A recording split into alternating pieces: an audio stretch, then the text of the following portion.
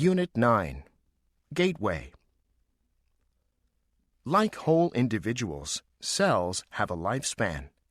During their life cycle, cell size, shape, and metabolic activities can change dramatically.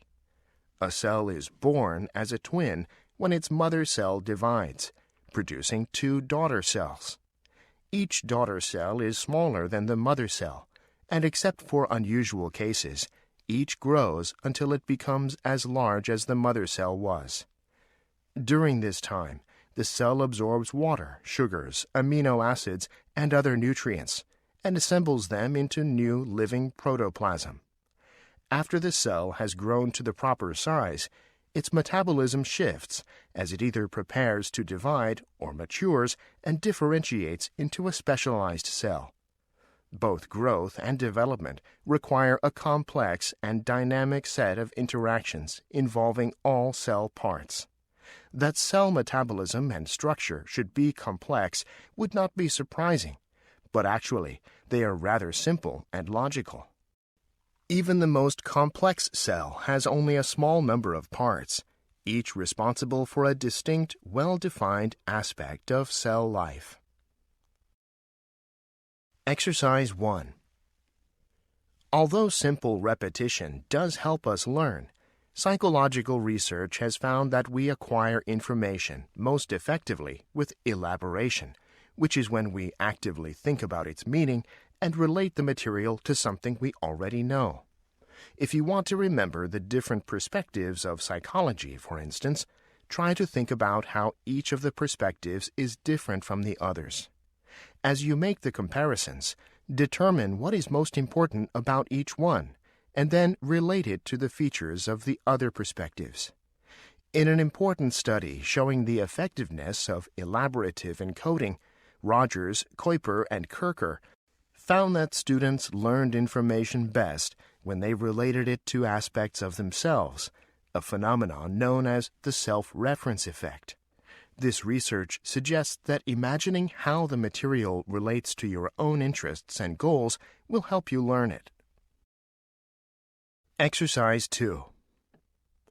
Unlike primary prevention, which aims to prevent diseases from occurring, secondary prevention emphasizes identifying diseases at their earliest stage and treating the conditions early. Research suggests that when disease is detected early, there is a far greater chance of treatment with a successful outcome. The healthcare system is sometimes called the curative system, due to its focus on detecting and treating disease. Examples of secondary prevention are plentiful in the United States because of the number of people with chronic conditions, including high blood pressure or high blood cholesterol. A person with either high blood pressure or blood cholesterol would be prescribed a drug that would help lower either his or her blood pressure or blood cholesterol. Managing chronic conditions by using prescription drugs is a feature of the healthcare system, which has made significant advances in treating chronic conditions. Exercise 3. When things go wrong in technology, and they always will, harm should be remedied quickly and compensated in proportion to actual damages. The assumption that any given technology will create problems should be part of its process of creation. The software industry may offer a model for quick correction. Bugs are expected. They are not a reason to kill a product. Instead, they are employed to better the technology. Think of unintended consequences in other technologies, even fatal ones, as bugs that need to be corrected. The more sentient the technology, the easier it is to correct. Rapid restitution for harm done, which the software industry does not do, would also indirectly aid the adoption of future technologies. But restitution should be fair. Penalizing creators for hypothetical harm or even potential harm degrades justice and weakens the system, reducing honesty, and penalizing those who act in good faith. Exercise 4. I remember when I started my architectural designing business. the hardest thing for me to do was establish a billing rate for my services. I had no real sense of my value from a billing standpoint. I remember approaching my first client with an agreement, and I told him that I would charge $50 an hour, which in 1991 terms was low. He said to me, "You're worth more than that. I'm going to pay you $75 an hour." And that's where I started. Some clients love hourly billing because they know what they can expect. Other clients hate it because they don't want you to have an open checkbook to bill all your hours no matter how inefficient you are. I understand both sides of the argument, but in the end, you should be paid for the value you bring to the table. The true negotiator knows how to express his value to clients in a way that they understand what it is that they're paying for. Exercise 5. In terms of attributions, we tend to overestimate the extent to which other people's character is responsible for their behavior. However, we tend not to make that error when judging our actions. This bias has come to be known as the fundamental attribution error. The main reason why the fundamental attribution error exists appears to be the salience of other people in our perceptions. In other words, people tend to be the most interesting things around us, so we normally pay attention to what they are doing, rather than to what other objects in that field are doing, including ourselves. Because our attention tends to be directed toward other people, it is natural for us to give responsibility to those people when we explain their actions. We are not as likely to have our attention directed toward other things in the situation that could be influencing the person's actions. In particular, we cannot see ourselves, so we tend to ignore the effect that our own behavior has on others. Yet we are conscious of the effect other things in the situation, including other people, have on our own actions. Exercise 6. In archaeology, ethnographic analogies played an important role as evidence for the human origin of prehistoric artifacts. Prehistoric stone tools, for example, were typically thought to be fossils that resulted from natural processes of rock formation in the earth, or to have fallen from the sky like meteorites. But as scholars began to question the accepted view of fossils, they began to compare these stone tools with those that they found then in use among the natives of the Americas. They concluded that Europe had once been populated by peoples who had little or no knowledge of metallurgy and made their tools from stone just as the Indians did. For instance, in 1686, the British antiquarian Robert Plot noted that theories about the stone tools manufactured by ancient Britons could be constructed through comparison with the stone tools then manufactured by the North American Indians. The realization that stone could be the basis of a whole technology eventually led to the concept of a Stone Age, in distinction to a Bronze Age and an Iron Age, for example. Exercise 7. One of the most exciting areas of current neurological research is the transplantation of human fetal tissue into the brain to repair damage. The transplanted tissue consists specifically of stem cells, master cells that not only can regenerate themselves, but also can develop into any type of tissue, such as muscle or nerve cells. This relatively new procedure is being explored as a possible treatment for strokes and degenerative diseases such as Parkinson's and Huntington's. The significant challenge is to get the newly introduced cells to make the proper connections so that the damaged circuits regrow. Many people oppose the use of fetal tissue for any research purposes, however, on religious or other philosophical grounds. Fortunately, many new methods are emerging that allow researchers to create stem cells by reprogramming adult cells. Exercise 8. There is increasing evidence that we are no longer governed by natural selection. Technology can and does take the place of biology, and lead us into a new form of life, one not primarily governed by Darwinian process. The implications of being the first entity on our planet to escape natural selection are immense. We have never been wholly natural creatures, and we have evolved to be increasingly artificial. Even if we should want it, escape from technology is no longer possible. It may in fact be that technology has escaped us. The inertia of the entire system of technological civilization is by now so immense that the sorts of choices left for us to make in the future are essentially trivial.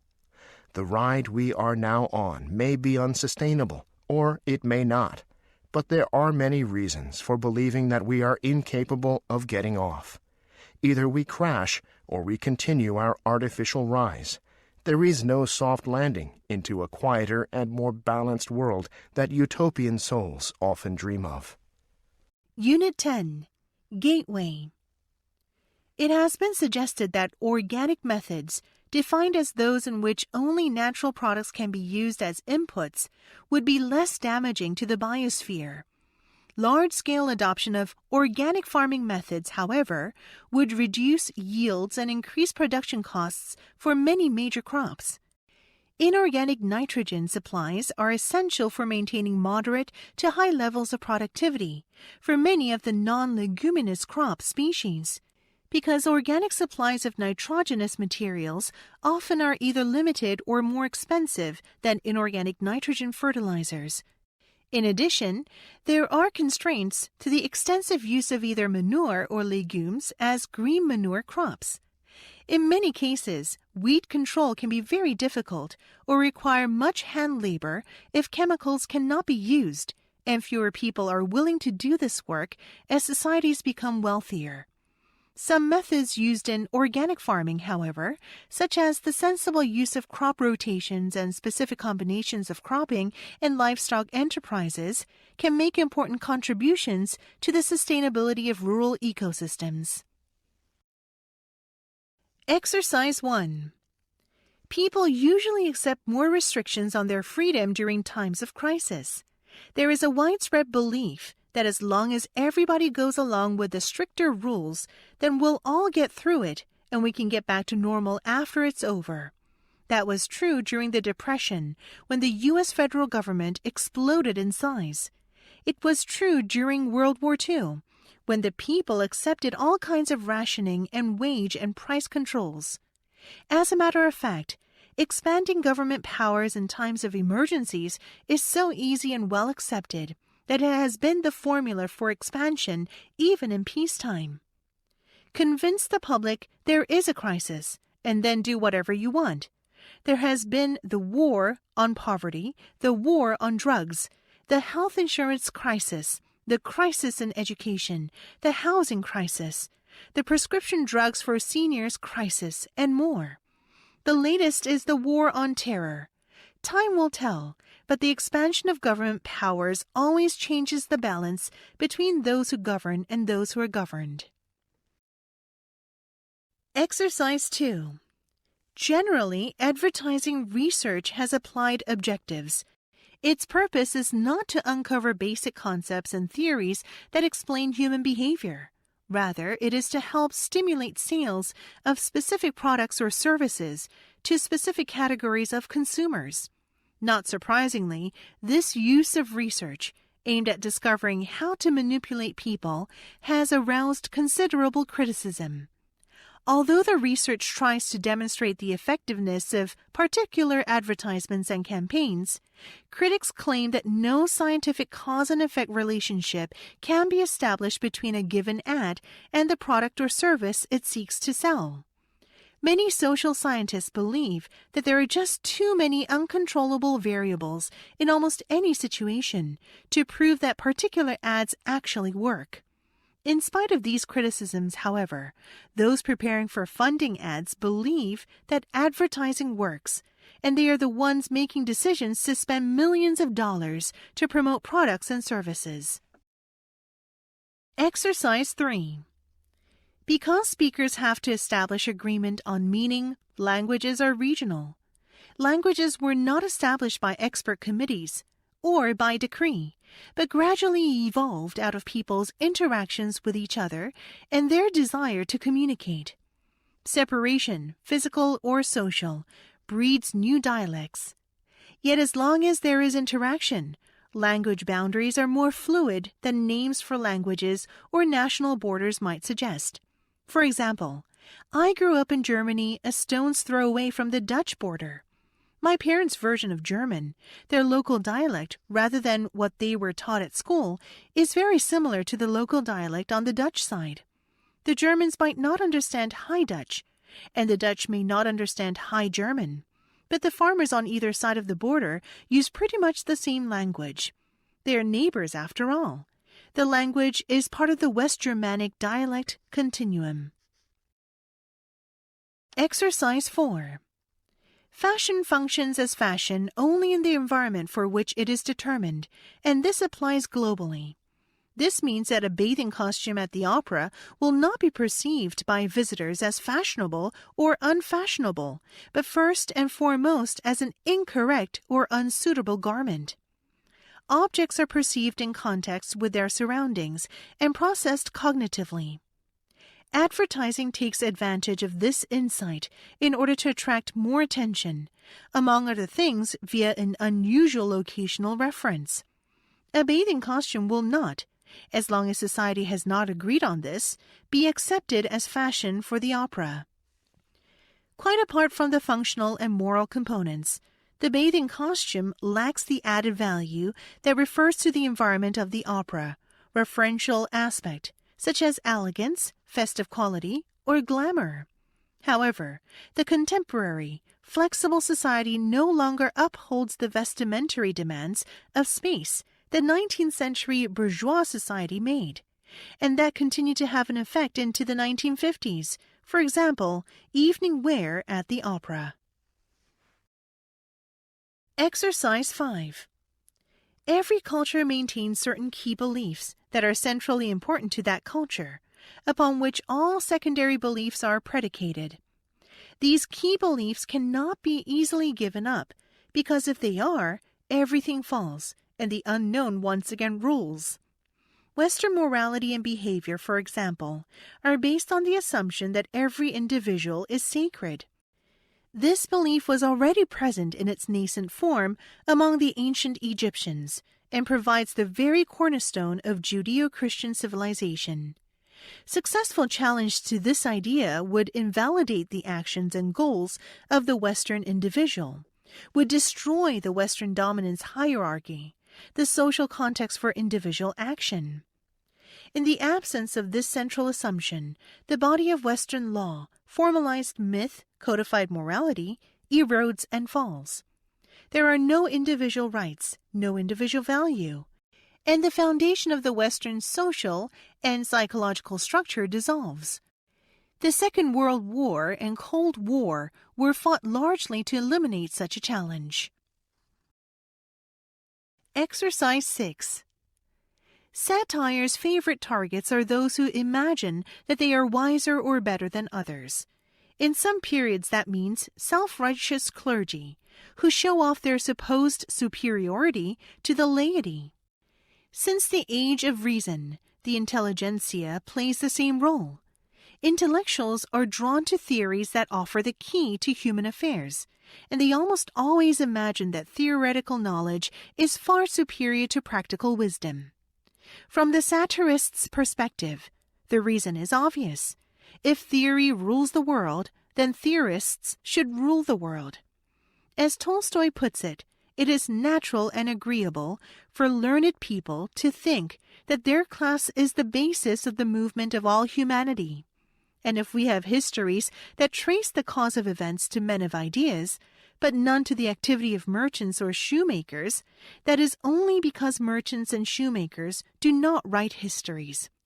The worldly success of merely practical people therefore seems to them an injustice to be remedied. The wealth of those who do or produce things seems like some sort of trick, if not theft. Exercise 7. An important norm that people learn is that when we become angry, we need to hold our tempers in check and not physically assault other people. Thus, we are socialized to avoid behaving aggressively in a physical manner, and this belief inhibits us from behaving aggressively. However, the media present a continual stream of messages where violence is used successfully to solve problems. More often than not, it is the good characters or heroes who use violence in a rewarded manner. This stream of media messages in which violence and physical aggression is portrayed as a good thing gradually alters our belief that violence is bad. That is, our socialized inhibitions gradually erode. This gradual wearing down of a person's socialized beliefs that the use of violence and aggression is socially unacceptable has been labeled the disinhibition effect. We are socialized in a way to inhibit aggressive behavior, so when the media show that our favorite characters behave aggressively and that this results in them getting what they want, we have our inhibitions eroded. Exercise 8. Norman Owen Smith, an ecologist at the University of Witwatersrand in South Africa, has made a careful study of what he calls megaherbivores, elephants, rhinos, and hippos, the only surviving land mammals that weigh more than 1,000 kilograms as adults. Their size, he has found, makes these animals ecologically unique. Adults are so massive that they are immune to the attacks of lions and other large predators, yet megaherbivores are particularly vulnerable to the impacts of human hunting. Owen Smith calculates that the potential growth rate of an African elephant population is no more than 6.5% per year. Such a slow-breathing species, he says, would be doomed if any efficient predator began to focus on it. This, he believes, exactly describes the situation of Pleistocene elephants in the Americas. Owen Smith interprets the fact that the great majority of known Ice Age kill sites involved mammoths or mastodons as evidence that they were humans' preferred prey. There were plenty of smaller animals around to sustain them if they couldn't bag a mega mammal, so human hunting pressure did not let up as elephant numbers dwindled. Unit 11. Gateway. Eleanor Ostrom found that there are several factors critical to bringing about stable institutional solutions to the problem of the commons. She pointed out, for instance, that the actors affected by the rules for the use and care of resources must have the right to participate in decisions to change the rules. For that reason, the people who monitor and control the behavior of users should also be users and/or have been given a mandate by all users.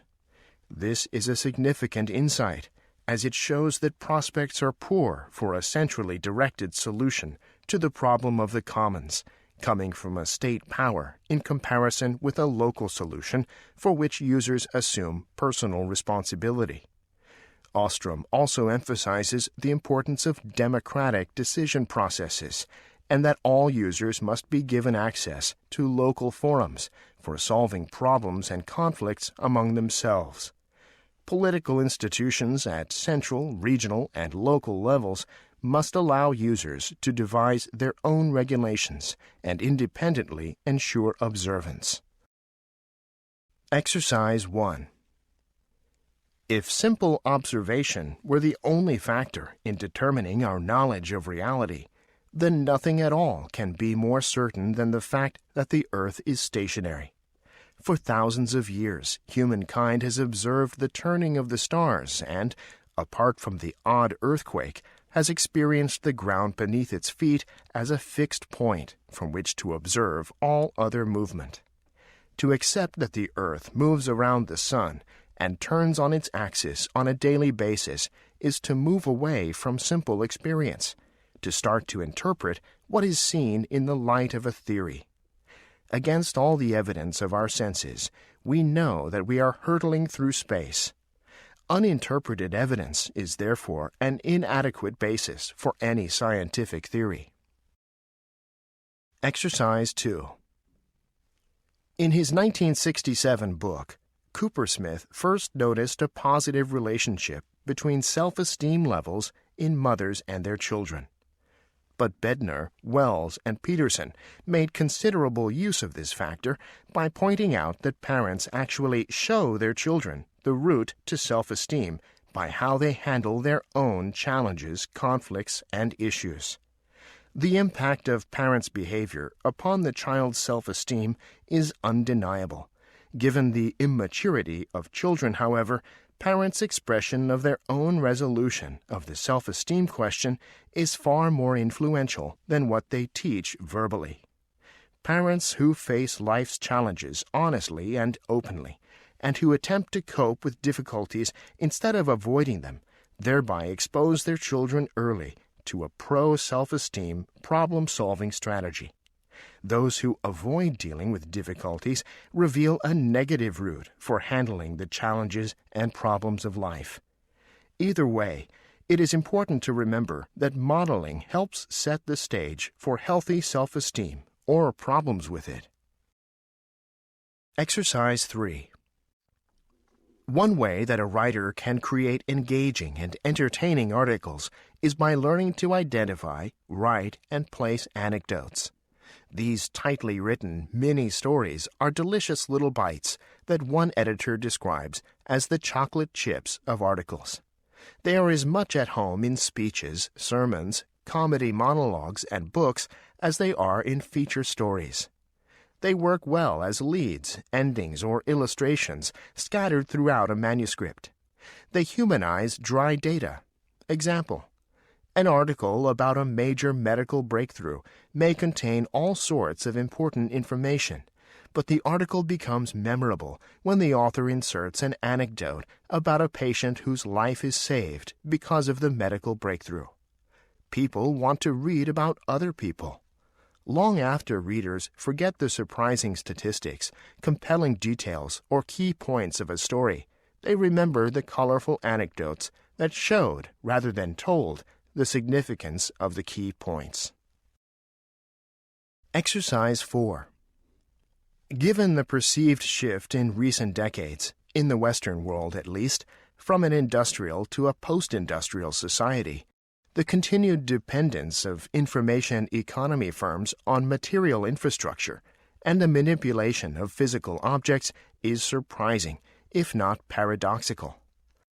Despite repeated claims that the defining characteristic of the information society is the displacement in our economy of materials by information, as Wired magazine editor Kevin Kelly has described it, or in the even more concise and memorable words of MIT professor Nicholas Negroponte, the inevitable shift from atoms to bits. What has in fact occurred is a massive increase in our interaction with our physical environment. Information technologies allow humans to visualize, explore, and exploit our environment more efficiently. We travel more and more broadly, consume more and more globally, pollute more and more extensively. The amount of material moving around the planet has increased dramatically in recent years, arguably as a direct consequence of the digital revolution. In fact, this increase is not only enabled by information technology, but required by it. Exercise 5. Hormones can act close to where they are made or a long way away. Distance is not a problem. There just needs to be a fluid, such as blood, connecting the site of secretion with the site of action. When they enter the blood, they are swept off to all parts of the body, reaching everywhere the blood goes. But they may also act locally, within the vicinity of the extracellular fluid. For example, insulin is secreted into the blood by cells in the pancreas when blood sugar levels rise. It reaches the liver and muscles and makes them take up some sugar for storage or energy provision. At the same time, insulin affects cells in the pancreas right next to the ones that secreted it, stimulating them to produce other hormones. These hormones stop blood sugar from falling too far and also inhibit further insulin secretion. As a result, The insulin response is exactly adjusted to the amount by which the sugar concentration has risen.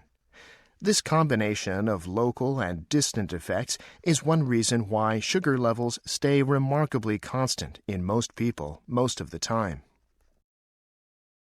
Exercise 6. As you go about your day, your eyes are open, and you effortlessly understand most of the information going into them. It feels like the simplest thing in the world. But like the song Mbop by Hanson, the apparent simplicity is an illusion. The human vision system is really complex. It just doesn't feel complicated because our conscious minds are spared just about everything except the final product. It's kind of like buying a jar of peanut butter. It feels simple, but that's because you don't have to think about growing peanuts, harvesting them, shipping them to a processing plant, turning them into peanut butter, the manufacture of a plastic container, the printing of the label, and the shipping. Your interface only needs to be a store and some money. Similarly, your conscious mind enjoys a rich interpretation of what's in front of you without having to concern itself with the details of how it was generated. But there's a lot going on under the hood. Exercise 7. Do you understand how a zipper works? How about a flush toilet? These objects seem basic enough. Knowing how they work isn't exactly rocket science, but people drastically overestimate their understanding of how these simple items function. In one study, Leon Rosenblit and Frank Keel asked people to rate from 1 to 7 how well they understood the workings of such objects. They then asked participants to actually explain in detail how the objects worked. Many were simply unable to do so. And so when asked to revisit the question of how well they understood, subjects drastically lowered their ratings. Psychologist Rebecca Lawson performed a similar experiment where students were asked to explain, by sketching out the mechanism, how a bicycle works. The results were striking. Most people were unable to complete the task, even though a bicycle is such a familiar object in our daily lives. This phenomenon of people thinking they know much more than they actually do has come to be known as the illusion of explanatory depth. Exercise 8. Television may be altering the brain in ways that push some children into a condition of a learning disability. Jerome L. Singer points out, the TV set, and particularly commercial television, with its clever use of constantly changing short sequences, holds our attention by a constant sensory bombardment that maximizes orienting responses. Producers of children's shows are especially fond of using perceptual tricks to get children's attention. This jerking children's attention around can lead to a shortening of children's attention spans. It is hard for people to concentrate on one thing when they are having their attention pulled away by an even more interesting or novel thing. Eventually, children give in to the demanding for attention and go with the flow. They become passive, thinking that it is useless to try to analyze any one thing because another thing will come along and replace the first thing. Exercise 9. In their research, Karmiloff-Smith and Inhelder showed the theory of ladenness of experimentation. They asked children to balance wooden blocks on a narrow metal rail. A number of the blocks had their weight evenly distributed so that they balanced at their geometric center. Other blocks had visible or invisible weights on one end so that they balanced far off-center. The youngest children did not appear to have a theory. They simply moved the blocks around until they balanced. At about age 6 or 7, most of the children appeared to have adopted a strong theory. Things balance in the center. These children placed the blocks on the rail on their centers. For ordinary blocks, the data came in well for this theory. However, the theory did not work for the unbalanced blocks. Most of these children held to the geometric center theory and put the unbalanced blocks aside as impossible to balance. Thus we appear to have a case where the 6 and 7-year-old children's experiments were directed by theory, and when the data did not fit the theory, the children adjusted the data by not including the unbalanced blocks. Exercise 10. Young domestic bulls rarely grow up around older herd sires, so they have no opportunity to play fight with the older, stronger bulls, or to observe the herd sires as their role models. Instead, they are grouped together in feed pens and pastures, where they can wrestle only with their playful age mates. Because they are all so equally matched, they do not develop an ability to gauge each other's strength by displaying aggressive behavior alone. In fact, a good shoving match in a feed pen becomes the preferred method of settling a score just to counteract boredom. As a result, these young bulls learn that all dominance disputes are settled by physical conflict, resulting in far more serious injuries and expensive replacement bulls than are common in the wild. Letting our young bulls grow up on pasture among older bulls makes them better adjusted and gives them the skills necessary to resolve most dominance struggles through displays, not battles. Exercise 11. Meaning is based in the symbolic interpretation of another's communication. Because we cannot be inside someone else's head to understand his or hers intended meaning, we depend on our own interpretations of the use of symbols, such as words, gestures, and other acts that can stand for something else. When someone says, "I'm hungry," we understand the meaning. Although we do not experience his or her hunger directly, we can equate the statement with our own feeling of hunger. Because our responses to others' communications are based on our own experiences, our communication difficulties are often based on different interpretations of the same symbolic words or gestures. My hunger may not be as immediate as yours. The temperature of the room may not feel as cold to me. My experiential background or slower cognitive processing may mean that it takes me longer to arrive at a similar understanding of a problem that appears obvious to you. Exercise 12. The force of gravity dominating our world makes us live in an anisotropic space, that is, space in which dynamics varies with direction. To rise upward means to overcome resistance. It is always a victory. To descend or fall is to surrender to the pull from below, and therefore is experienced as passive compliance. It follows from this unevenness of space that different locations are dynamically unequal. Here, physics can help us by pointing out that because moving away from the center of gravity requires work, the potential energy in a mass high up is greater than in one low down. Visually, an object of a certain size, shape, or color will carry more weight when placed higher up. Therefore, balance in the vertical direction cannot be obtained by placing equal objects at different heights. The higher one must be lighter. An experimental demonstration with regard to size is mentioned by Langfeld.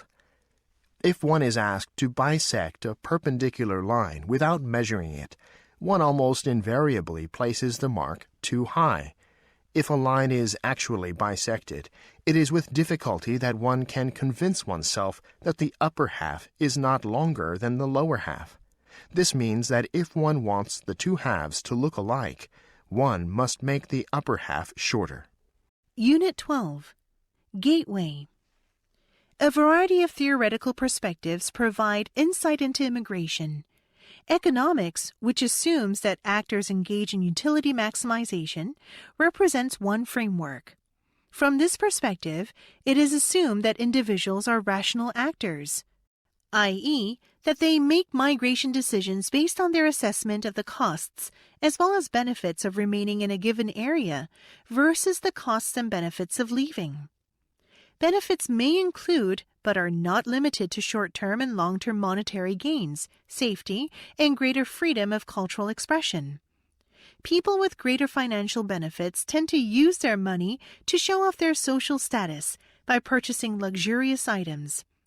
Individual costs include, but are not limited to, the expense of travel, uncertainty of living in a foreign land, difficulty of adapting to a different language, uncertainty about a different culture, and the great concern about living in a new land. Psychic costs associated with separation from family, friends, and the fear of the unknown also should be taken into account in cost-benefit assessments. Exercise 1. In ancient times, travel across the oceans was a dangerous business. Ships could not navigate far from the shore. They traveled slowly with their small sails or crews of slaves at the oars, and their maps were poor. Most ancient civilizations were land-based and sent their armies, not navies, into battle. Only a few cultures, such as the Phoenicians in the eastern Mediterranean or the Greeks sailing between their many islands, developed a significant sea-based culture. Even seafaring cultures, such as the Phoenicians, who had the first decent maps, had no way of determining their east-west longitude and precisely positioning themselves on those maps. The essential purpose of map-making was the creation of the most exact reflection of reality, or the graphically true representation of space. Thus, they sailed only short distances across open water and close to the shoreline whenever possible. Exercise 2. The wording of positive, neutral, and negative feedback should be tailored to the ability levels and personality of the student. Tutors tend to be reluctant to give negative feedback, even when the student's contributions are incorrect. They tend to be polite rather than giving face-threatening feedback that runs the risk of lowering the student's confidence. DiMello and Gresser have reported that students with low knowledge learn STEM, science, technology, engineering, and mathematics topics better with supportive, emphatic feedback. E.g., "I know the material is difficult. Most students miss this. You can get this if you keep trying." Then with short, clear, unemotional feedback. That's incorrect. The learning environment is likely to be affected by an ambitious and maybe higher competitive climate among peers. In contrast, high-knowledge learners actually showed lower learning from these emphatic short responses, perhaps because they appear artificial or patronizing. Once again, intelligent adaptation of the short feedback to the learner is important. Exercise 3. Prejudice often informs unjust discrimination. Although it must be acknowledged that there can be positive prejudice towards a particular group, it is more frequently defined as holding hostile or negative attitudes towards individuals solely on the basis of their group membership rather than their own merits. Prejudices are based on the perceived threat, whether social, cultural, physical, or economic, posed by each group. Hence, older people and disabled people, who may be perceived as less threatening, may experience what could be seen as benevolent prejudice based on kindly intent. People's prejudiced attitudes towards other groups also differ according to the type of interaction taking place. However, this can be experienced as patronizing and demeaning to the person subjected to it. Even apparently mild, benevolent forms of prejudice can translate into attitudes that negatively affect the treatment and prospects of such groups. Exercise 4. Digital journalism is a difficult concept to define precisely because it can mean different things to different people. In fact, the term is a juxtaposition of old and new concepts. Journalism, as we know it in the West, goes back at least 2 millennia with the appearance of the acta diurna, daily events, official texts of general interest handwritten and publicly posted in ancient Rome during the time of Julius Caesar. However, traditional newspapers are getting signals that their industry is in decline, especially from the younger generation of these days. Conversely, digitization, the process of converting information to computer-readable format, was born in the age of the electronic computer during the 20th century and requires advanced technology for distribution and display.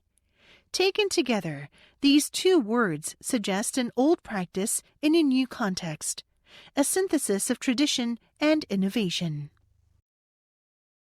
Exercise 5. The visual channel in speech and music contains information about the performer's emotional intent.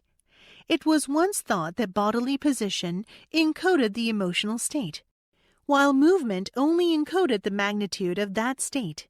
However, recent research has shown that adding movement to a presentation adds cues about the emotional state. When comparing dynamic to static presentations, emotional attributions were more accurate in the dynamic presentations, while attributions were above chance in the static condition, with the correct emotion chosen more often than any incorrect one. Adding motion helped to refine these attributions and distinguish emotions with shared bodily positions. As such, many trained singers, especially in the classical genre, are instructed to limit their range of motion as much as possible while performing. For example, happy and angry scenes both involved raised arms, but the quality of the motion in raising those arms distinguishes the two emotions. Exercise 6. When a painter is working for a patron, as Leonardo da Vinci did for the Medici, there can be emotional communication resulting from the artist's intention to produce something that the patron will appreciate and enjoy. Even Vincent van Gogh, who was isolated and sold few paintings in his life, cared about the reactions of his brother to the paintings that he produced. Some artists often take pains concerning the framing and presentation of their work for the benefit of the viewers of their art, such as when Mark Rothko was highly particular about the lighting of his paintings. So painting is a social process involving the communication of emotional judgments of the artist to the people who view it. For objects and colors, there is an important social dimension because people are often attracted to things they find familiar, through what psychologists call the mere exposure effect. Painters cannot expect viewers to appreciate their work with exactly the same perceptions and emotions that went into their creation, but they can hope to generate some approximation of these. Exercise 7. With respect to Shakespeare, several versions of the story of King Lear were available when he wrote the play. According to most scholars, he brought together at least two sources, one of which was the 1587 histories of Holinshed, which he consulted for a number of his plays, and the other a popular, anonymously written play produced 12 years earlier, titled The True Chronicle History of King Lear and His Three Daughters, Goneril, Regan, and Cordelia.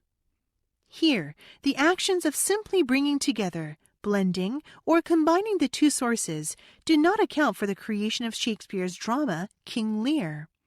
Elements of Lear's blindness, his belief in Cordelia's betrayal, the poetic descriptions of the tragedy of aging, and of course the character and language constructions themselves are all individually distinct, as well as connected entities within the overall integration. During the course of the last 400 years, Shakespeare's plays have been amended and interpreted to suit the mood of contemporary production. These qualities and many others produce the integrated literary work King Lear with attributes of both newness and value. Exercise 8.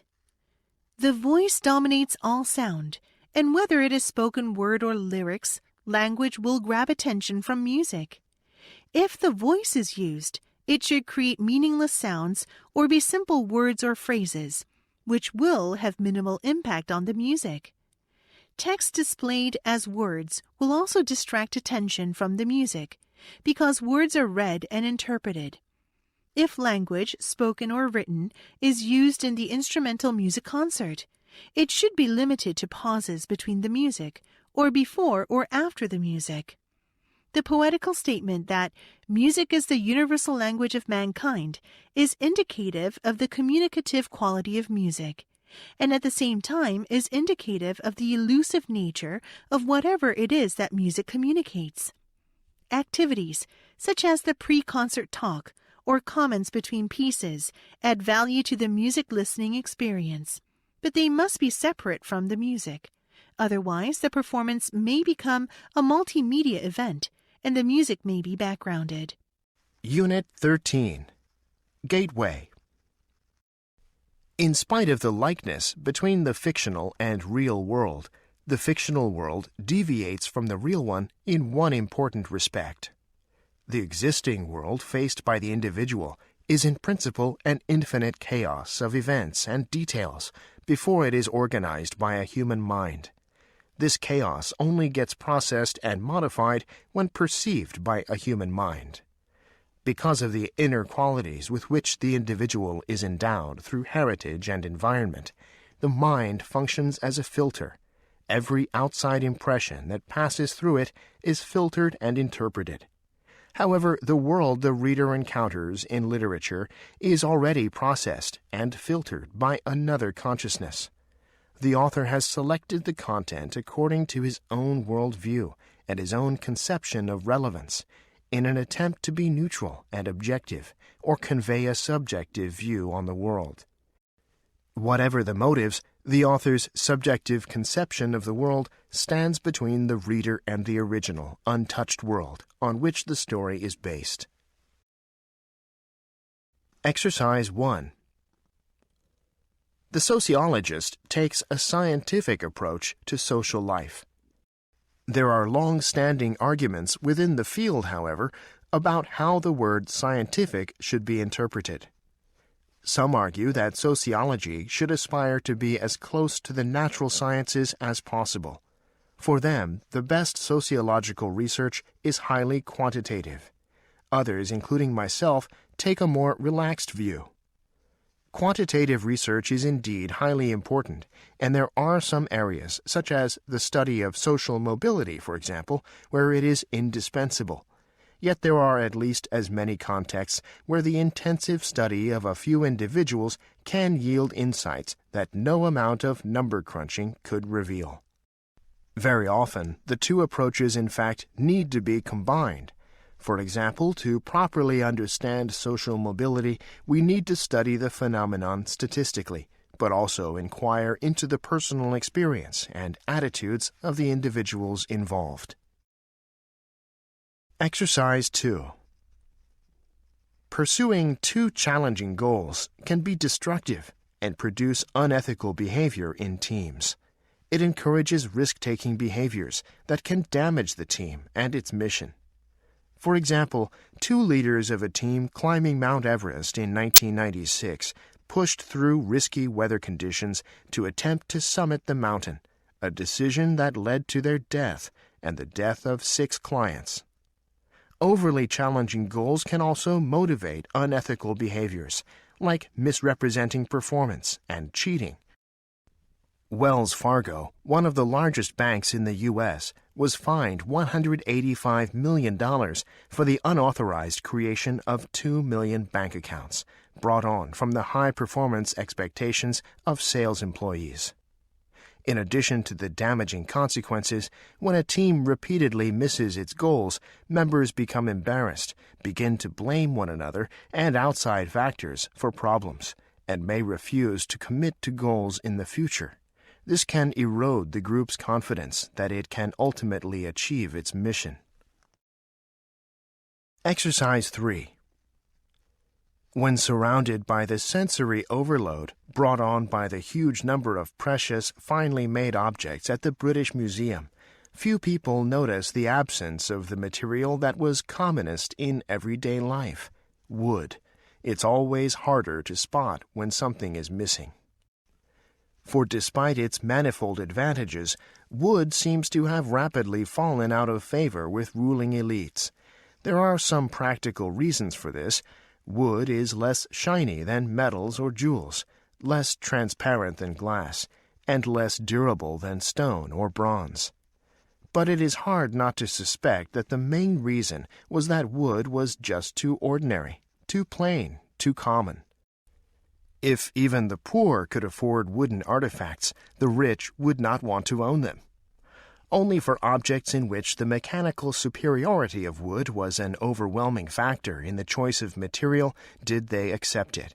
Even then, the elite ensured that the artifacts they purchased were made out of particularly choice and rare types of wood and decorated in such a way as to conceal its humble origin. Exercise 4. Aesthetics matter. We walk farther when streets feel safe and interesting. People who live in central New York or London typically walk between a third to a half mile to go shopping. That's a 4 to 10 minute stroll. Even in Montreal, with its freezing winters and sweat-soaked summers, people reported walking about a third of a mile, 6 to 8 minutes, between shops, bags in tow. The numbers are almost as high for people arriving at enclosed shopping malls, which mimic the downtown experience, at least once you're in the building. But dump us in a vast parking lot surrounded by monotonous big-box outlets, and our inclination to walk evaporates. Even when equipped with shopping carts, people won't endure so much as the 3-minute stroll between retailers. Researchers observed that a third of the shoppers at a big, boring shopping center actually parked their cars 3 or more times during one visit. They just hated trudging across the asphalt desert. It felt ugly, uncomfortable, and unsafe. Exercise 5. While the globalizing medium of television helped Fédération Internationale de Football Associations, FIFA, penetrate markets all of the world, it met with resistance in the USA. The obvious reason for this is that the United States is well served with mainstream sports and has little need for another. The USA also tends to opt for sports played only on a limited scale elsewhere. American football, baseball, and basketball are unassailably American, and international competition is relatively meaningless. But there is also the particular problem soccer presents for television, which is driven by advertising revenue in the USA. Soccer is a flowing game divided into 2 45-minute halves with no timeouts or structured stoppages. The failed North American Soccer League of the late 1960s to 1970s experimented with artificial delays in play to accommodate television commercials, but the result was unsatisfactory. In countries where soccer is played, commercial television companies have to content themselves with commercials before and after the action and at halftime. Exercise 6. The question of whether fish feel pain and respond to stress as we do has been an issue of heated debate. The main reason for the opposition is largely because of the huge commercial interests in harvesting fish from the wild. There is no doubt, however, that fish are highly intelligent animals, and their behavior suggests they are sentient. To gain an unbiased account of pain perception, it is wise to turn to evolutionary theory. It is clear from comparative physiology and molecular studies that the pain receptors in humans are almost identical to those found in fish. This should come as no surprise because we inherited them from our fishy ancestors. Similarly, the hormones involved in stress responses are very similar across all vertebrates. It would be fair to conclude that pain and stress in all vertebrates is a very similar and highly conserved phenomenon. While there are those who argue that the psychological aspect of pain may differ between animals, this is also highly unlikely since the physical detection and emotional response to pain evolved side by side, with the expressed outcome being the long-term avoidance of potentially dangerous stimuli. Exercise 7. Locating a sound's origin is an important part of auditory perception. In audition, the sensory receptors do not code where events occur. Instead, the brain integrates the different sensory information coming from each of our 2 ears. A barn owl uses 2 cues to locate a sound: the time the sound arrives in each ear, and the sound's intensity in each ear. Unless the sound comes from exactly in front or in back of the owl, it will reach one ear first. Whichever side it comes from, it will sound softer on the other side, because the owl's head acts as a barrier. These differences in timing and magnitude are minute, but not too small for the owl's brain to detect and act on. Although humans' ears are not as finely tuned to the location of sounds as owls are, human brains use information from the two ears similarly. Exercise 8. Money represents purchasing power. A person who has money can purchase goods or services now. If someone does not have money now and wants to make purchases, she can rent purchasing power by borrowing.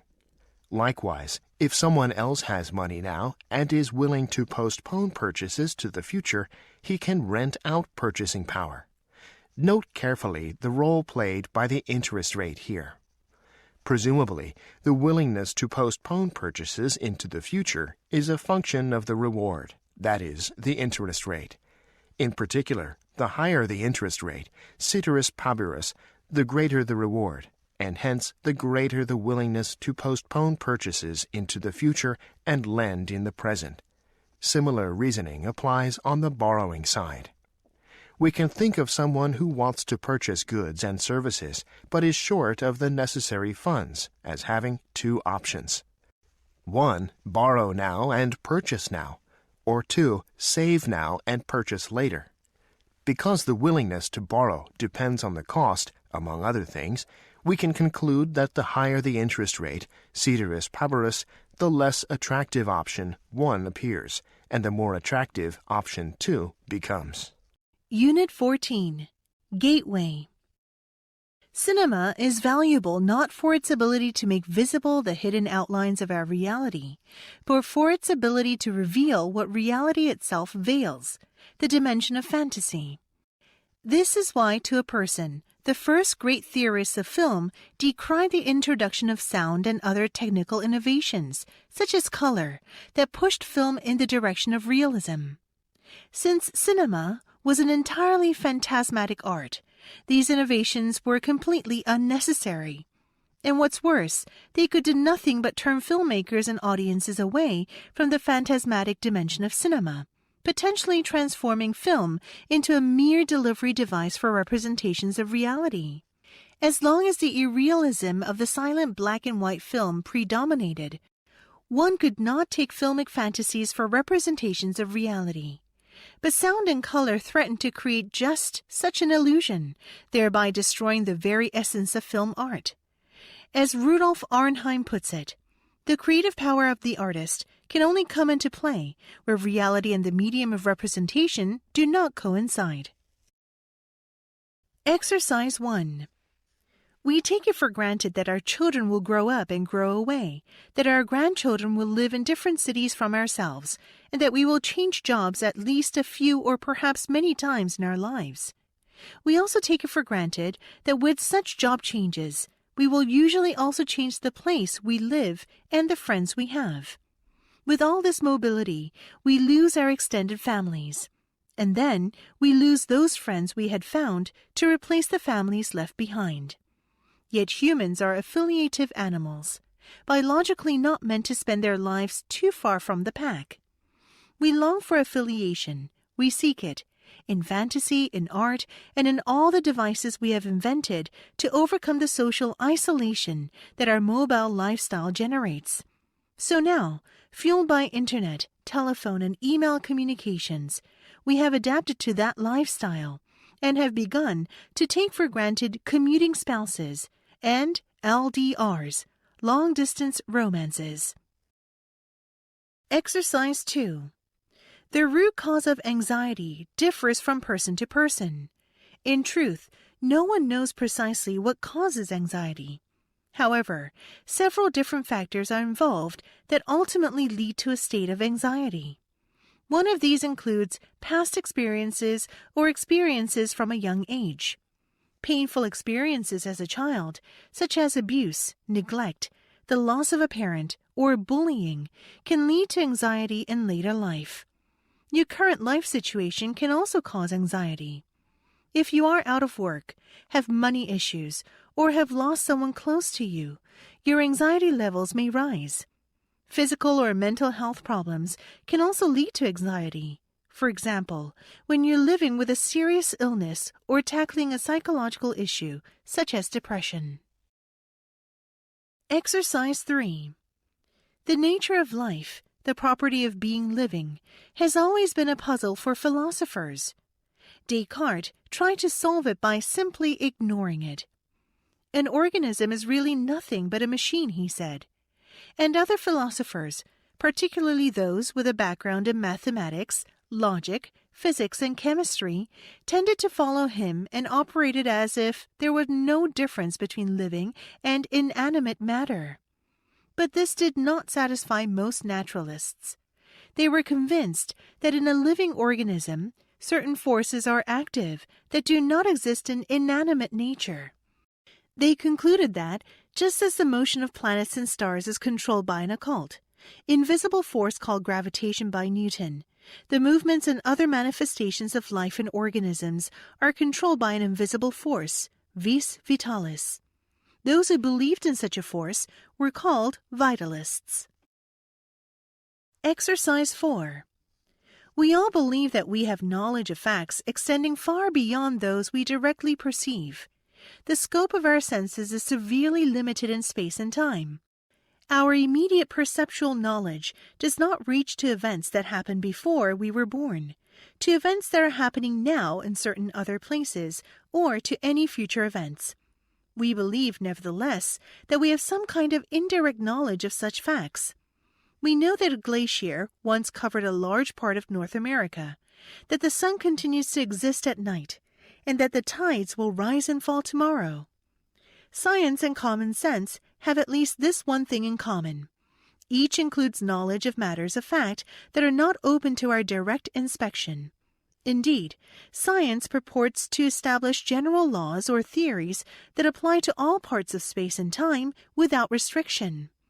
A science that consisted of no more than a mere summary of the results of direct observation would not deserve the name. Exercise 5. The health and well-being of people, communities, and the biosphere are interlinked. Our bodies exemplify the patterns of healthy living systems.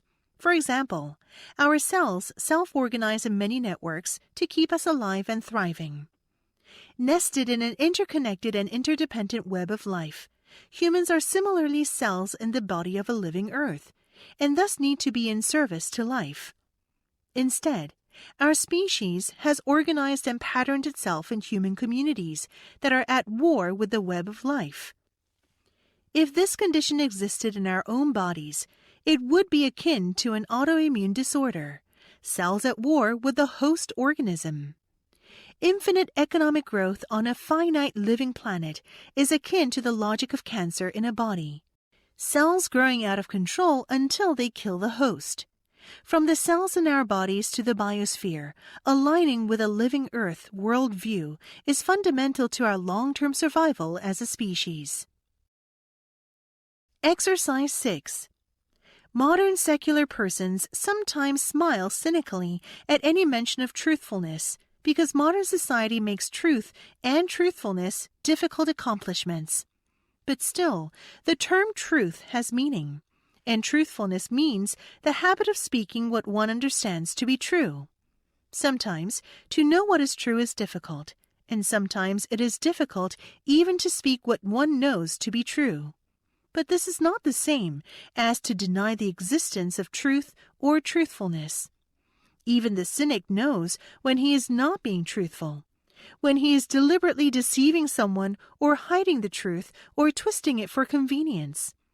The virtue of truthfulness is a habit of telling the truth, even when it is not convenient or does not serve a personal convenience. This virtue rests upon and develops into a person's self the instinctive sense that it is right to be truthful, and that truthfulness has to do with the kind of person we come to be. Exercise 7. To some degree, bilingual children might be able to transfer knowledge across their languages to overcome the reduced input in each language. For example, one study found that bilingual children who knew more words in one of their languages also knew more words in their other language. On the other hand, children might also experience language interference. For example, in a recent study investigating whether a bilingual 16-month-old could learn rhyming words, children learning dissimilar languages performed worse than children learning more similar languages. However, children's real-world vocabulary sizes did not differ depending on how similar their languages were, suggesting that language similarity might not affect the overall rate of language acquisition. Indeed, other research suggests that the development of bilingual children's two languages proceeds relatively independently. For example, in a study of Spanish-English learning toddlers, vocabulary size in one language predicted grammatical development in the same language, but not in the other language. Exercise 8. The production and efficient use of nutrients by coral reef communities result in high primary productivity. This is reflected in the richness of the community. Scientists aren't sure, however, just how much primary production there is on coral reefs, or which particular organisms are the most important producers. There is no doubt that zooxanthellae are very important, but because they live inside corals, it is hard to measure exactly how much organic matter they produce.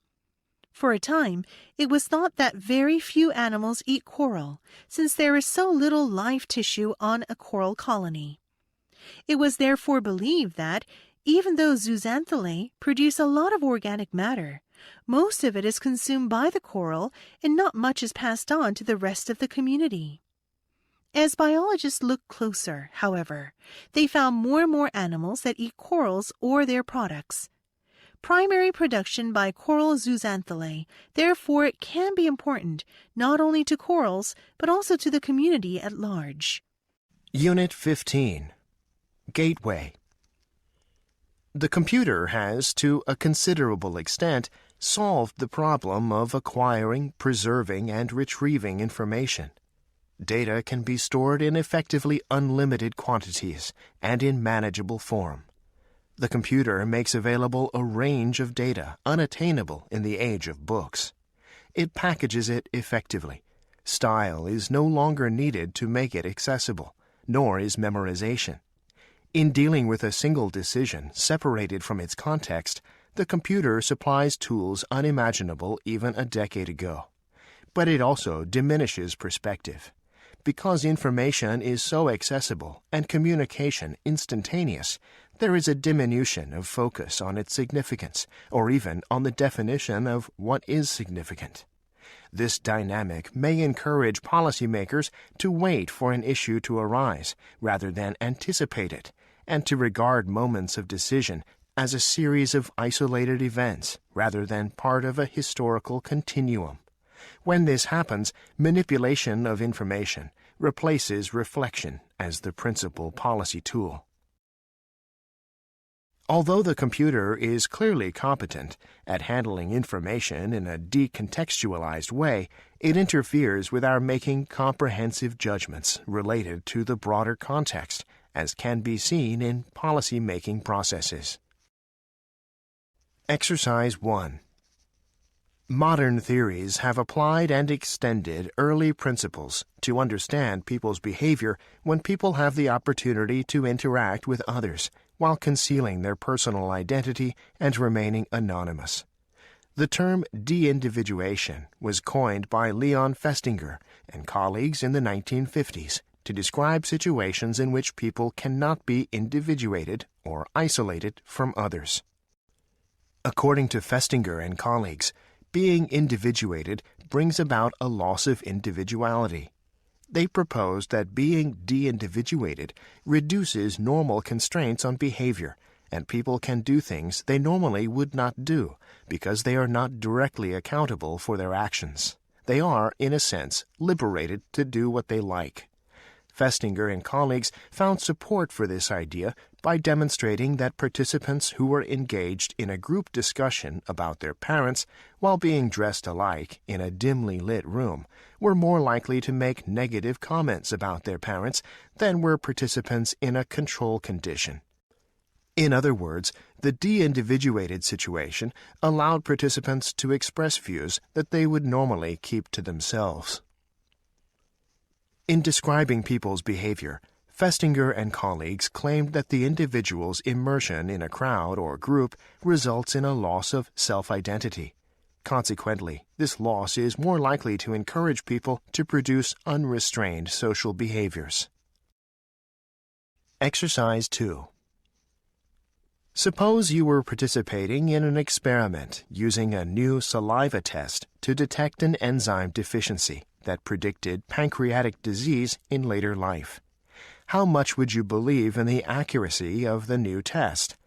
According to a study done by Peter Ditto and David Lopez on Kent State University students, that would depend on whether the test identified you as possessing the worrisome deficiency.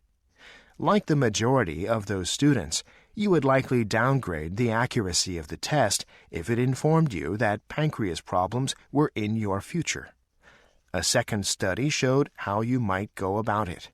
Ditto and Lopez asked subjects if there were any irregularities in their diet, sleep, or activity patterns over the last 48 hours that might have affected the accuracy of the test.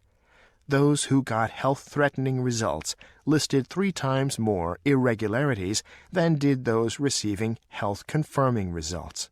Thus, they searched for ways to weaken evidence contradicting their preferred image of healthiness.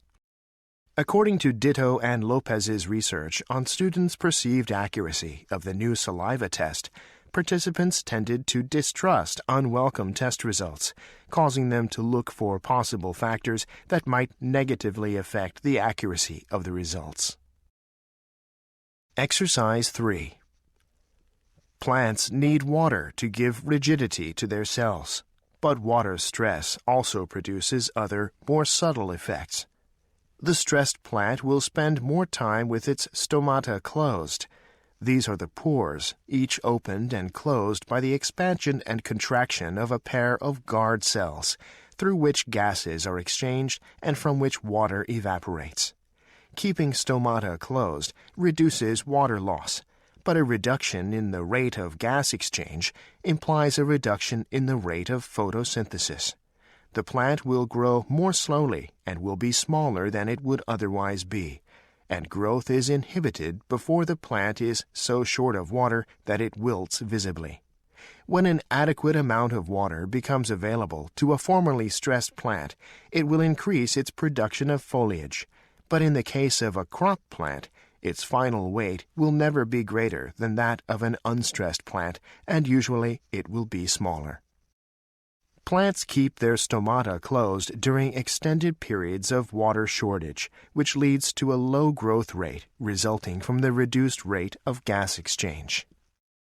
Exercise 4. The interpretation of quantitative and numeric data is among the factors relevant to the processing of science communication. Although communicators share numeric data, e.g. stock prices, disease risks, or weather forecasts, with lay publics because they presume it is useful in decision-making, the same data can evoke widely different interpretations and conclusions depending on the recipient. Recent work has found that people with less numeric numeracy, tend to extract very different meaning from data, such as interpretation of expected likelihoods, than those with higher numeracy. But the more numerate also will interpret quantitative information heuristically to make faster judgments.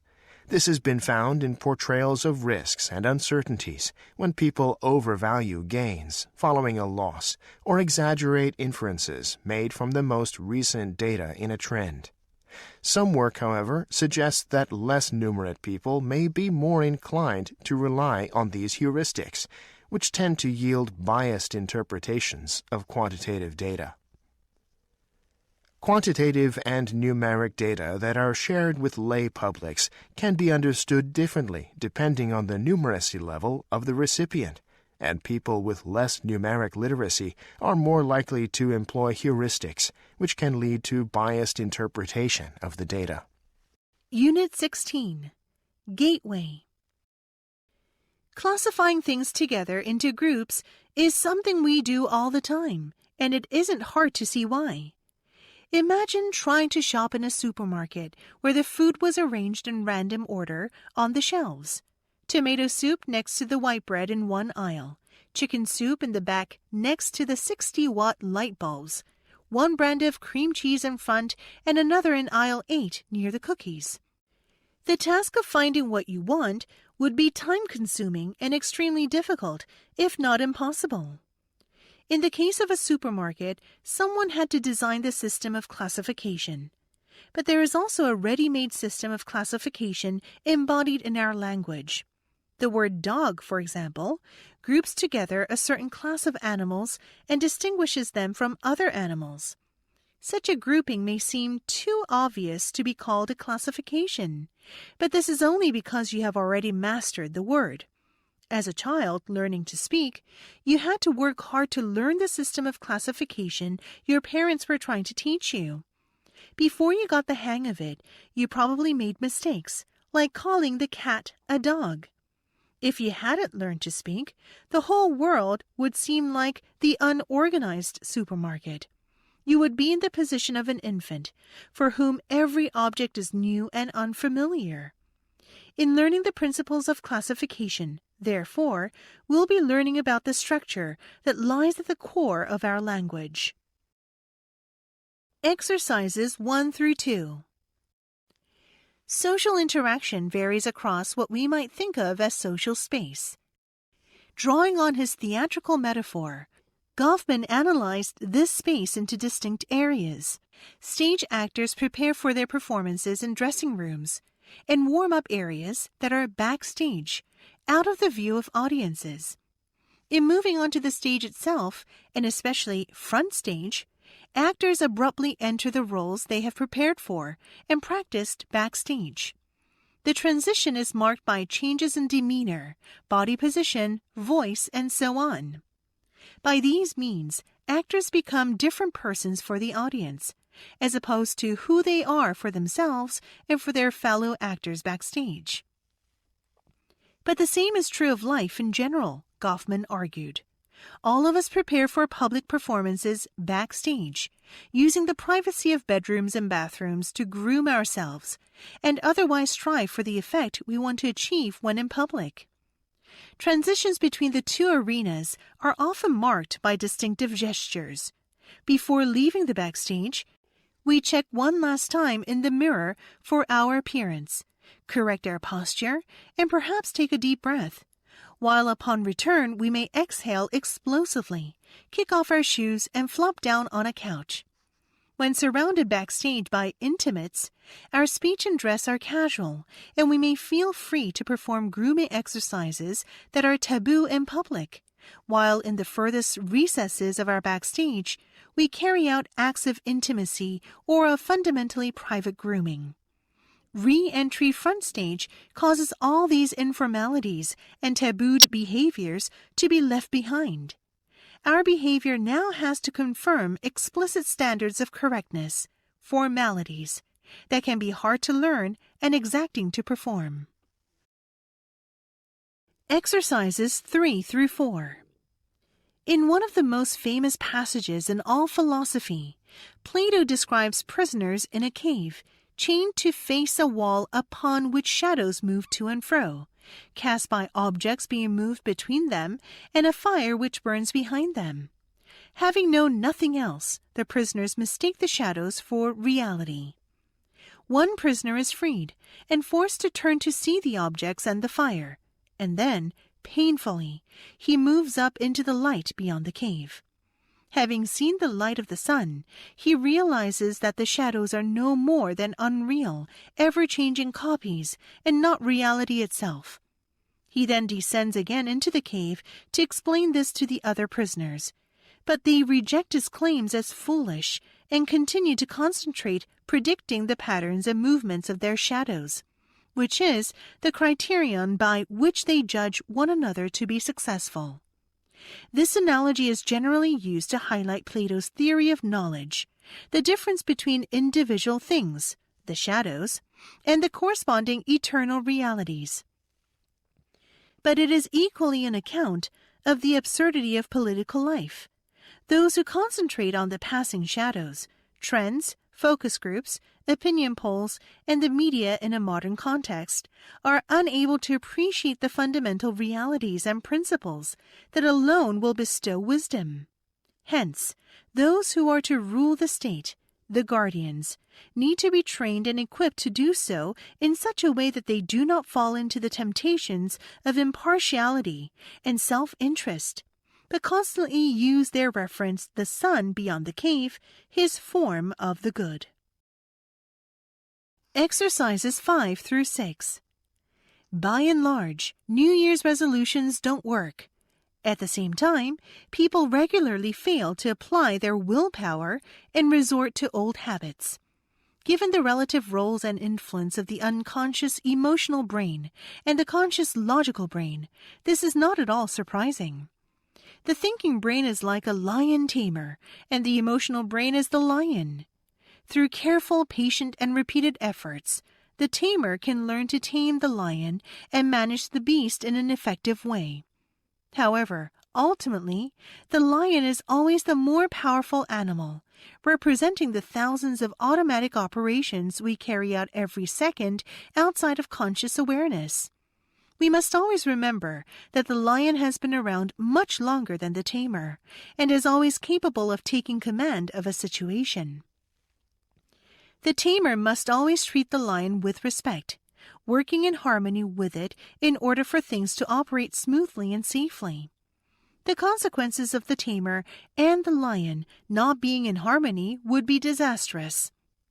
We often think of rapport between ourselves and other people, but what about the rapport between your thinking brain and your emotional brain? If the two brains are fighting against each other, the emotional brain will win every time.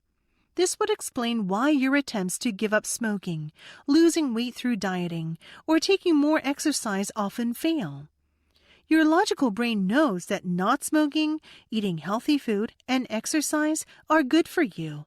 However, your emotional brain governs a set of attitudes, emotions, and habits that are not in harmony with this logic. The good news is that it is possible for the tamer to train and manipulate the lion in certain ways, distracting it from harmful actions and focusing its attention on more positive ones. But never forget, the lion is always much more aware of what is going on within us and around us than the tamer. Your lion will communicate with you via feelings, intuitions, dreams, and physical symptoms. And the more you listen to it and understand it, the more likely you are to create a successful tamer and lion relationship. Exercises 7 through 8. The morality of ordinary life requires us to regard others as autonomous beings and to respect their choices. Immanuel Kant instructed us to cast a veil of philanthropy over the faults of others by silencing our judgments. This command amounts to requiring us to regard the acts of others as if they were chosen with thoughtful consideration and for good reasons. For the most part, the Kantian attitude of respect commands us to leave others alone and allow them to advance their own conception of the good. Even doctors observe this rule when they are outside of their clinical setting. When they see others smoking cigarettes, they walk by with respectful disregard, even though they worry about cancer. They hold their tongues when they observe others sporting multiple tattoos or numerous items of body-piercing jewelry, even though they are concerned about hepatitis. They even remain silent as overweight others indulge in rich desserts, although they are aware of the dangers of obesity. Nevertheless, in a visit to the doctor's office, It is hard to imagine that a good doctor would fail to caution a patient about the risks of cancer, hepatitis, or obesity. Physicians are not allowed to presume that their patients are acting autonomously.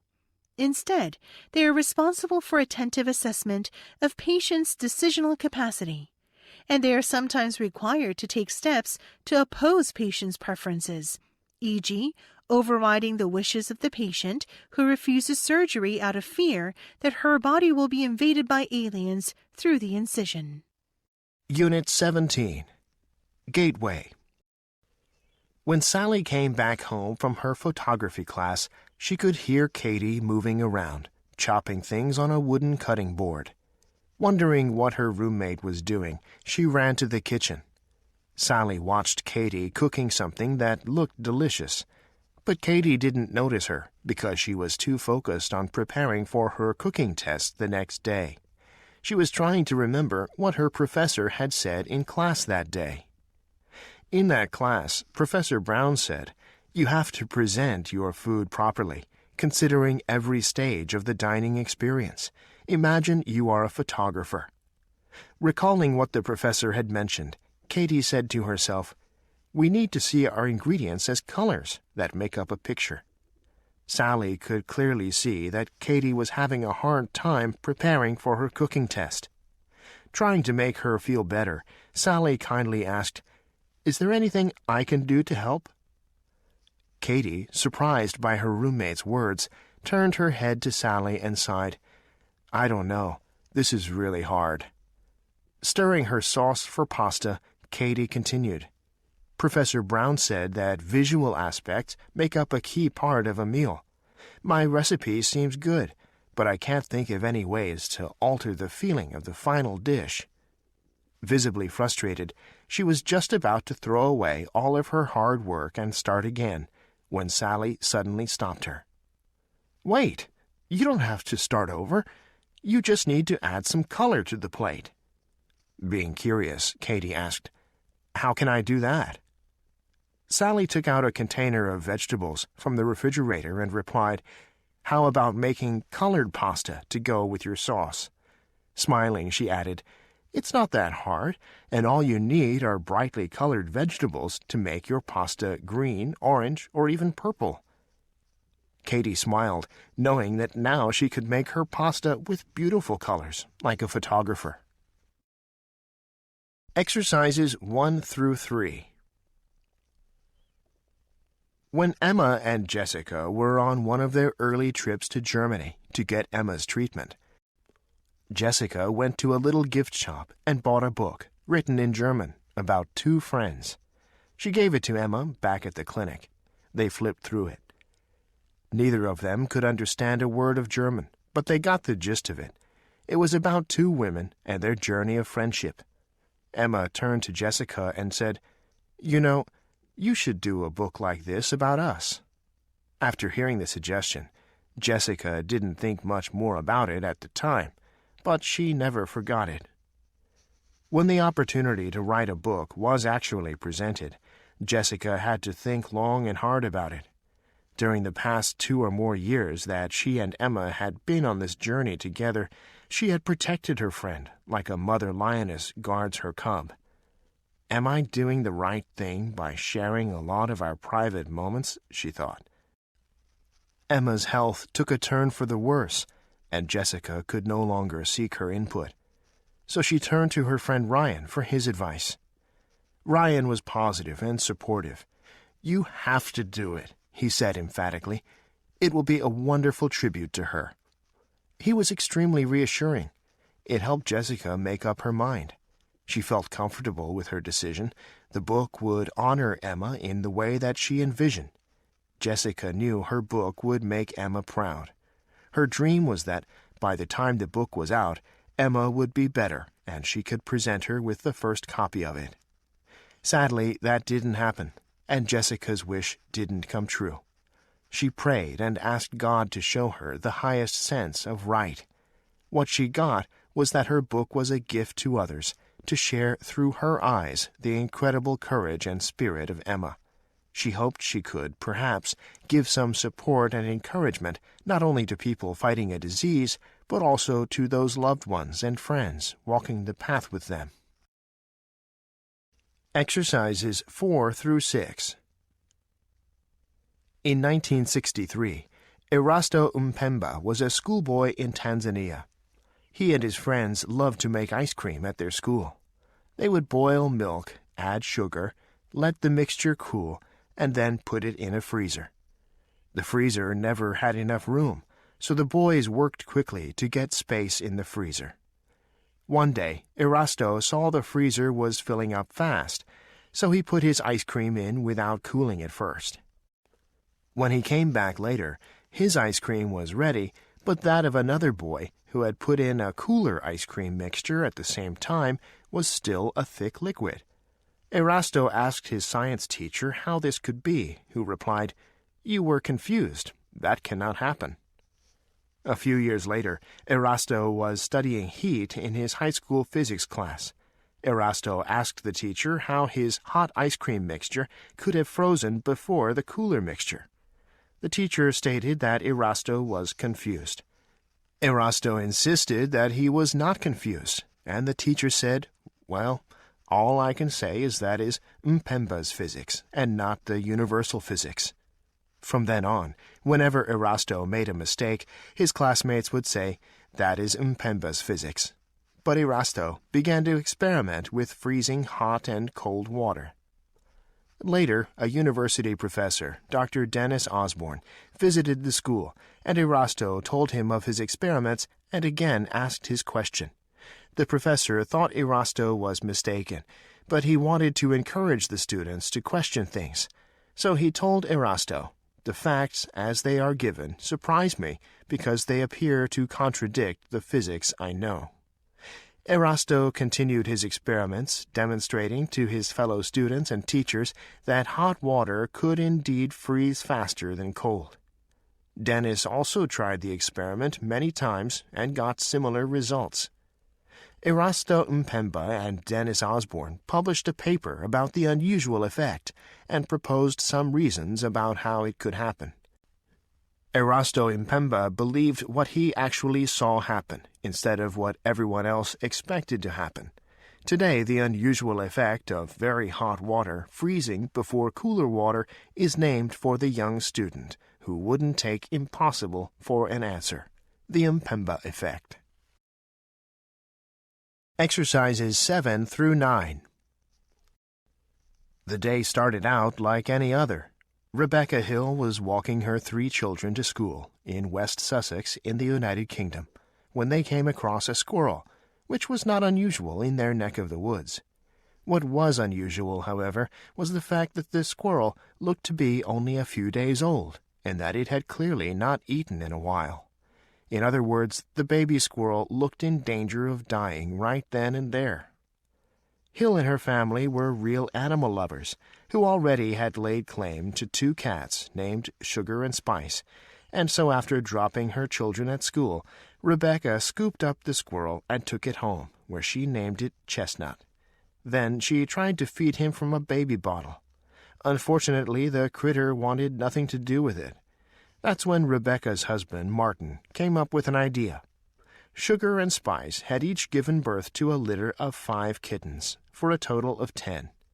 A couple of weeks earlier, so maybe they could slip the squirrel in between the kittens and the nursing moms wouldn't notice. They decided to give it a chance. To facilitate the process, Martin came up with a novel solution. He decided to spray some of Rebecca's perfume on the baby so that the cat wouldn't automatically view the squirrel as a threat to her and her babies, but rather a familiar part of the household. He figured that after a certain point, the cat's motherly instincts would kick in, and both mothers would view the squirrel as just another one of the kittens. After soaking the squirrel with perfume, they set Chestnut in among the kittens and watched and waited. I was worried they might turn against him, but I watched them for a couple of hours, and Chestnut was happily suckling, Martin reported. Within a few days, both Sugar and Spice were feeding and grooming Chestnut as if he was one of the litter.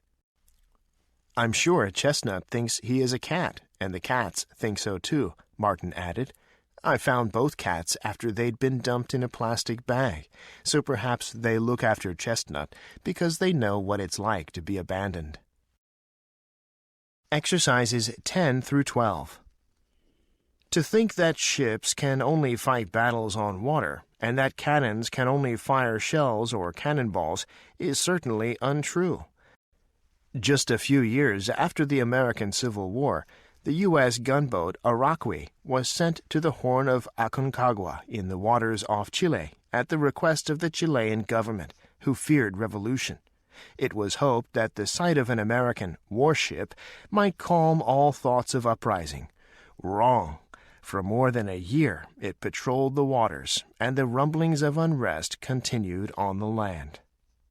After this mission, just as Captain Alexander and his crew were making preparations to return home, following orders from the U.S. government, there was an earthquake, swiftly followed by a tidal wave. The Archaeology was picked up and carried more than 2 miles inland by the wave before being dumped unceremoniously on Chilean soil. Fortunately for the crew, it was flat-bottomed and landed the right way up. No one was killed. All about them lay the wrecks of other grounded wooden vessels.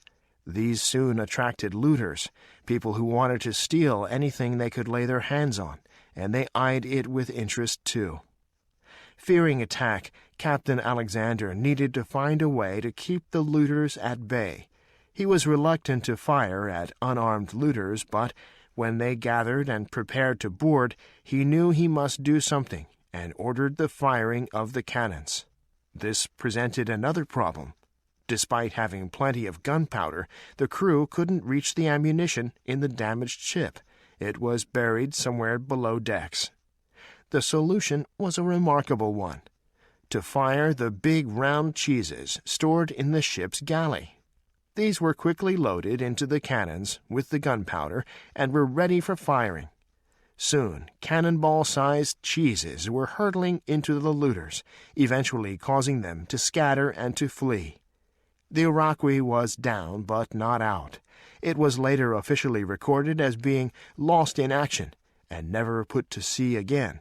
But what a way to go!